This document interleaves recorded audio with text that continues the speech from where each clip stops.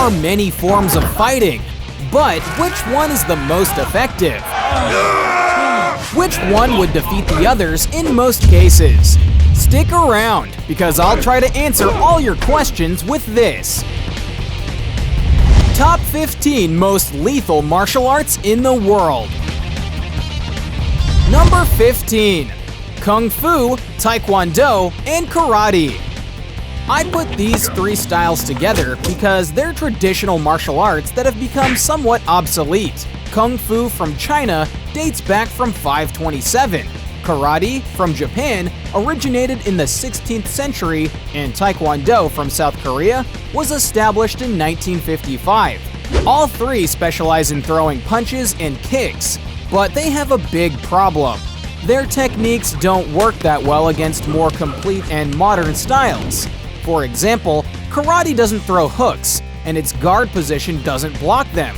Taekwondo, as it's specialized in kicking, doesn't protect against hand strikes. And Kung Fu has movements that are currently considered unnecessary. But don't get me wrong, they're not bad styles, it's just that over time, more effective techniques have come up. Number 14. Kickboxing. Around 1960, Japanese karate evolved. After some fights where karatekas had faced Muay Thai fighters, the Japanese realized that their style was incomplete. So, they got their karate, boxing, and Muay Thai to come together and created kickboxing.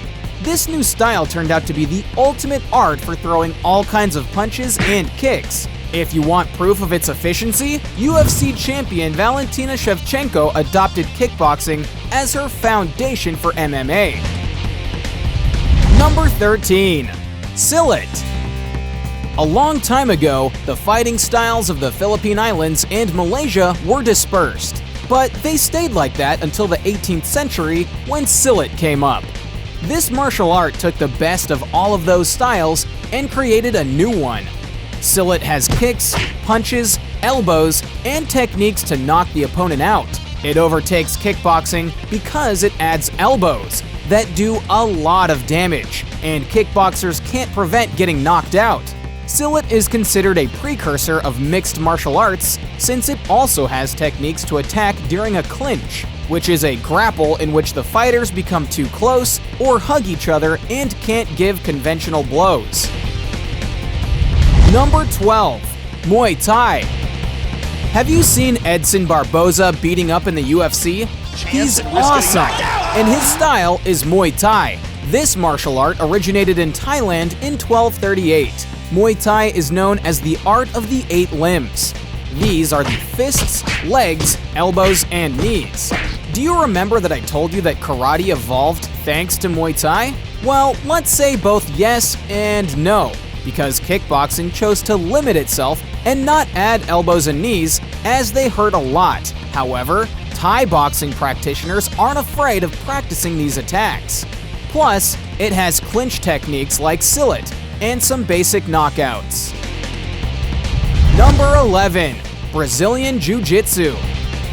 It originates from 18th century Japanese Jiu-Jitsu, but this one kept evolving until all the punches and kicks faded away and a new style came up.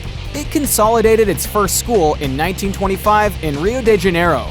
But if Brazilian Jiu-Jitsu doesn't strike, how does it fight then? Well, it's specialized in techniques to knock out and overpower the opponent on the ground using holds. Choking and twisting of limbs are its specialties. It's above Muay Thai because Thai boxing can hardly protect itself against well-thrown knockout punches, and once on the ground, the fighter would have no chance. Do you want an example? Watch Damian Maia's fights. Wow, beautiful takedown! Number 10. Let Way. If Muay Thai was the art of 8 weapons, Let Way has 9. It originated in Burma during the 2nd century BC and is a brutal style. It not only uses fists, kicks, elbows, and knees, but also headbutts. It's similar to Muay Thai in almost all of its techniques, including the clinch and simple knockouts. However, the fact that it uses the skull to attack even if the practitioners of this martial art hurt themselves, makes it the most dangerous form of fighting exclusively standing up. Do you want a reference? In the Netflix anime Kengan Ashura, Sa Pang practices this lethal style. Number 9. Sambo. It was developed by the Soviet Union for military use in 1917. Lenin sent a commission around the world for them to learn all available martial arts. And once they gathered the most effective techniques and ruled out the obsolete ones, the commission created a new style called Sambo. It has the judo and wrestling knockouts, Brazilian jiu-jitsu holds on the ground, Muay Thai punches and kicks, and movements of other styles to cover any disadvantage. Do you know who practices Sambo? Undefeated UFC champion Khabib Nurmagomedov. Check out how he dominates his opponents. Number 8. Eskrima. The Philippine art of stick and knife fighting. It's not very clear when it came up, but when Spain colonized the Philippine Islands during the 16th century, the natives protected themselves using eskrima. They even managed to face firearms as Spanish soldiers were stabbed when reloading their rifles. Eskrima considers that using a knife or a stick isn't enough to protect yourself, but you must use them with the right posture, movements, and angles. And it also has some karate and judo techniques in case you need to fight with bare hands. Number 7. Mixed martial arts. If Sambo included different styles, mixed martial arts, or MMA, integrate all forms of fighting. They're relatively new. The first recognized MMA competition was UFC 1 in 1993. MMA collects the tools of all styles: punches, kicks, elbows, knees, clinch techniques, knockouts, holds on the ground, and it adds movements to hit on the ground. But MMA doesn't stop there.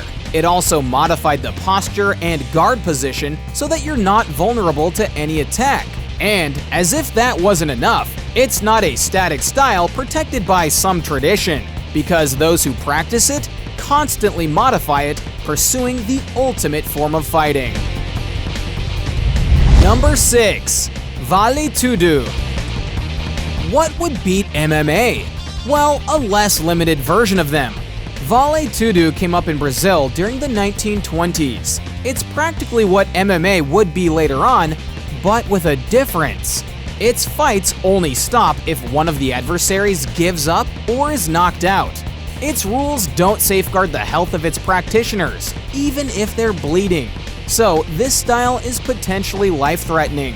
And if I put MMA and Vale Tudo above Eskrima, that's because the latter depends on its weapons, and if they miss the first attack, an MMA or Vale Tudo practitioner could get closer and master it without any problem. Number 5. Capoeira Lua. Capoeira Lua, or Lua, is translated as the forbidden form of fighting. It was created in Hawaii during the 16th century to be the Hawaiian monarch's ultimate self-defense resource. That's why it's anything but an honorable fighting style. It's based on jiu-jitsu, judo, and karate, and although these styles are obsolete, Lua applies its techniques without any restriction. Everything is valid. Attacking the genitals, eyes, neck, and spine is Lua's priority, whereas in Vale Tudo and the other previous styles, hitting those areas is banned. Number 4.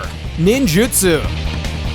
During the 5th century, Japanese ninjas brought their different styles together under one name, ninjutsu. It includes taijutsu, which is a hybrid between karate and judo, but it also has styles with weapons. For example, kenjutsu, which is the handling of swords, and shuriken jutsu, which masters throwing weapons. Therefore, ninjutsu is 100% lethal. And if it doesn't climb higher in this top, that's because the ninjas also spent time practicing arts such as kujikiri, which supposedly invoked supernatural powers, or Seishin Teki Kyoyo, which made the spirit grow. Number 3. Kenjutsu. I mentioned it in the previous number. However, Kenjutsu Ninja is a less perfected version than that of the samurai that was taken to its highest level in Japan during the 15th century. And although there are many currents, they all have something in common. They're a summary of techniques that pursue the most efficient way to finish off the opponent using the Japanese saber or katana. Plus, the samurai spent almost all of their time perfecting this art, without being distracted by training forms of fighting that would lose against their swords. Number 2. Krav Maga. If we mixed MMA, Kapu Kwaya Lua, and Ninjutsu, it would look something like Krav Maga. Why? Well, Krav Maga is a mixture of several styles with a modern approach and designed for military use. And although it's based on karate, boxing, judo, wrestling, and other styles, just as MMA does, it's not regulated by any code. Its goal is survival, so it'll attack eyes, genitals, or anything in order to finish off its enemy quickly. Plus, it has techniques to fight with a knife and other bladed weapons. It originated in Israel around 1930, and the Israeli army and police still use it. What could overtake Krav Maga's dishonorable fighting system with bladed weapons? Stay tuned to find out. Number 1. Marine Corps Martial Arts Program. It was created in 2002 in the United States. MCMAP looks a lot like Krav Maga. It's also a mix of different styles for military use and aims at defeating the enemy at all costs. But it's above Krav Maga by one very important difference. Although MCMAP has techniques from karate, judo, taekwondo, boxing, and jiu-jitsu, its priority isn't hand-to-hand combat, but creating an opportunity for the Marine Corps to use their weapons, including knives, pistols, and rifles. So it doesn't matter if a Marine can't beat an MMA fighter with bare hands, he just needs to distract him long enough to shoot him. Therefore, this is the most lethal martial art. Do you agree with this top? I want to know your opinion in the comments. And don't forget to subscribe and like this video. Otherwise, I'll be forced to use the forbidden techniques of Kapu Kwaya Lua.